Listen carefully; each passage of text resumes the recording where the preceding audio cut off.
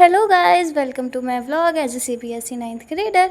तो इस वीडियो में आप सबसे पहले मेरी रूटीन देखोगे, फिर हम नाइन्थ ग्रेडर की प्रॉब्लम्स के बारे में बात करेंगे कि नोट्स कैसे बनाना है, कंसिस्टेंट कैसे रहना है। इस वीडियो में हम बहुत कुछ करेंगे, तो आई होप कि आप इसे एंड तक देखिए। आई होप कि आप बहुत अच्छे होंगे और अपनी नाइन्थ क्लास बहुत अच्छे से कर रहे होंगे। तो सबसे पहले रूटीन शुरू करने से पहले मैंने सबसे पहले अपना हेड वॉश किया।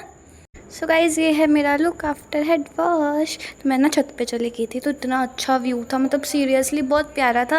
और अब चंदा मामा देख रहे हो कितना सुंदर निकला था, मतलब बहुत अच्छा था। और यहाँ मैं आपको अपने स्टडी टेबल से व्यू दिखा रही हूँ, सीधा मेरी विंडो का। तो यहाँ का व्यू भी बहुत सुंदर है, तभी मुझे पढ़ाई करने के लिए मोटिवेशन मिलती है कि यहाँ बैठ के देखिएगा।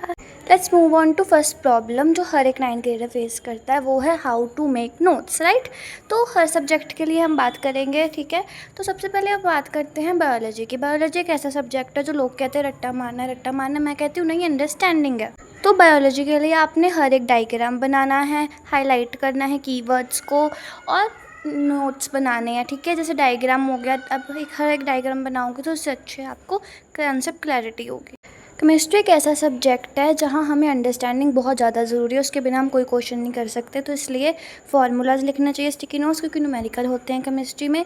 हर एक लाइन एनसीईआरटी की लिखो, एमसीक्यूज़ के लिए बहुत होता है। और जहाँ जहाँ डायग्राम होता है, जैसे कि एटॉमिक मॉडल का डायग्राम वगैरह है ना, वो सब बनाओ, उससे कॉन्सेप्ट क्लैरिटी होती है। डायग्राम बनाएंगे, उसके बाद उसे एक्सप्लेन करेंगे तो बहुत अच्छी क्लैरिटी मिलती है, हमें क्लैरिटी मिलती है टॉपिक की और कॉन्सेप्ट की, और हम हर एक क्वेश्चन सॉल्व आराम से कर सकते हैं। और ऐसे ही स्टिकी नोट्स भी बहुत अच्छे होते हैं। आप क्या करना चाहते हो? मेरा मानना है कि फ़िज़िक्स में हमें नोट्स नहीं बनाने चाहिए, हमें न्यूमेरिकल्स की प्रैक्टिस करनी चाहिए और फार्मूला शीट पे फ़िज़िक्स के फार्मूलाज लिखने चाहिए। उससे भी कॉन्सेप्ट क्लैरिटी होती है, और फार्मूला से ना अगर आप लिखते हो तो फार्मूला आपको याद रहता है। और अगर हम न्यूमेरिकल प्रैक्टिस करेंगे तो हमें पता लग जाता है कि हमें किस टाइप के क्वेश्चन आएंगे।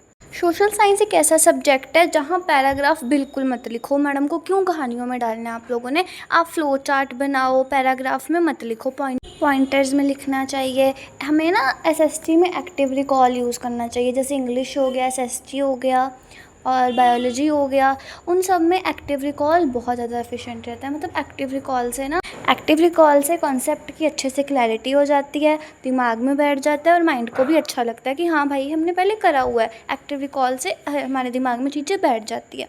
अब मैथ्स के लिए मेरा है कि नोट्स नहीं बनाने चाहिए, हमें प्रैक्टिस करनी चाहिए, जितनी हो सके उतनी प्रैक्टिस करनी चाहिए। स्टिकी नोट्स पे फार्मूला लिख के दीवार पे चिपका देना चाहिए, ताकि हम जब भी जाए इधर उधर जाए तो उन्हें देख के रिवाइज़ कर सके। और साथ ही साथ हमें फार्मूला शीट बनवानी चाहिए, ताकि हम उसे पेपर से पहले रिवाइज़ कर सकें एक बारी।